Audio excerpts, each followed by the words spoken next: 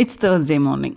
முன்னாடி நாள் அச்சுவை கிளாஸ் முடிச்சு கூட்டிகிட்டு வரும்போது சிக்கன் வாங்கிட்டு வந்தாச்சு. அடுத்த நாள் கண்டிப்பாக சிக்கன் தான் பண்ணணும் அப்படின்னு சொல்லிட்டு. ஸோ சப்பாத்தி சிக்கன் கிரேவி அந்த காம்பினேஷன் நல்லாயிருக்குன்னு சொல்லிட்டு அதுதான் ப்ரிஃபர் பண்ணலான்னு சொல்லிட்டு பிளான். எப்போவுமே வந்துட்டு சண்டே வந்து இஞ்சி பூண்டு பேஸ்ட்லாம் கம்பல்சரியாக அரைச்சி வச்சுருவேன். பட் இந்த தடவை ஊருக்கு போயிட்டனால அதை பண்ண முடியல. முன்னாடி நான் வந்து உரிக்கிறதுக்கு மட்டும்தான் டைம் இருந்தது. ஸோ அதனால் அதை மட்டும் ரெடி பண்ணி எடுத்து ஃப்ரிட்ஜில் வச்சுருந்தேன். ஸோ காலையில் பேஸ்ட் பண்ணி ஸ்டோர் பண்ணி வச்சாச்சு. சிக்கன் கீமா கிரேவி வந்து ரொம்ப நல்லாயிருக்கும் சப்பாத்திக்கு அப்படின்னு சொல்லிட்டு அதை தான் பண்ண போகிறேன். போன்லெஸ்ஸாக உள்ள சிக்கன் பீஸை மட்டும் எடுத்து ஃப்ரீசரில் வச்சுருந்தேன்னா கொஞ்சம் நேரம் தண்ணிக்குள்ளே போட்டு வச்சுருந்தேன். ஸோ இது பண்ணுறது ரொம்பவே ஈஸி.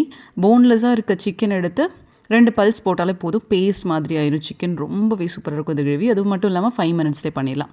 ஆயில் ஊற்றிட்டு அதில் வந்து பச்சை மிளகா, அதுக்கப்புறமா கருவேப்பிலை போட்டு பொரிஞ்சதுக்கப்புறமா ஒரு 3 பெரிய வெங்காயம் குட்டி குட்டியாக கட் பண்ணி நல்லா வதக்கிடணும். வதங்கினதுக்கப்புறம் இஞ்சி பூண்டு பேஸ்ட் போட்டுட்டு அது கூட மிளகாத்தூள், மஞ்சள் தூள், குழம்பு மிளகாத்தூள், மல்லித்தூள் சேர்த்து ஆட் பண்ணி நல்லா வதக்கிட்டு 1 கப் வந்துட்டு தக்காளி பேஸ்ட் பண்ணி வச்சுக்கணும். ஒரு 3 தக்காளி இருக்கும்.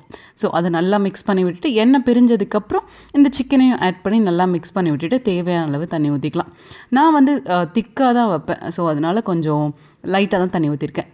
அதை வேகிறதுக்குள்ளே இந்த ஷார்ட் குடிச்சு முடிச்சிடலாம் அப்படின்னு சொல்லிட்டு. இது வந்து இஞ்சி, அதுக்கப்புறம் கருவேப்பிலை, நெல்லிக்காய் 3 போட்ட ஷார்ட்டை. ஸோ சீக்கிரமாகவே வெந்துருச்சு. ஒரு 5 மினிட்ஸ் கூட எடுத்துக்கல. ஸோ எனக்கு திக்காக தான் வேணும். அதனால் நான் மண் சட்டியில் வந்து கொஞ்சம் தண்ணியாக தான் பண்ணி மூடி வைப்பேன். ஸோ அது கொஞ்சம் நேரத்தில் திக்காயிரும் அப்படின்னு சொல்லிட்டு. மேலே வந்து கருவேப்பிலை, அதுக்கப்புறம் கொத்தமல்லி, அது கூடயே வந்துட்டு கஸ்தூரி மேத்தி தூவி அப்படியே இறக்கணும் அப்படின்னா ரொம்ப சூப்பராக இருக்கும். எங்களுக்கு சப்பாத்தி போட்டாச்சு. அச்சுக்கு வந்து மினி சப்பாத்தி போட்டு கொடுத்தாச்சு. ஜூஸ் போடுறதுக்கு வெஜிடபிள்ஸ் எதுவுமே வாங்கலை, மறந்துட்டேன். ஸோ அதனால் இன்றைக்கி பழைய சாதம் வச்சு அப்படியே ஊட்டியாச்சு.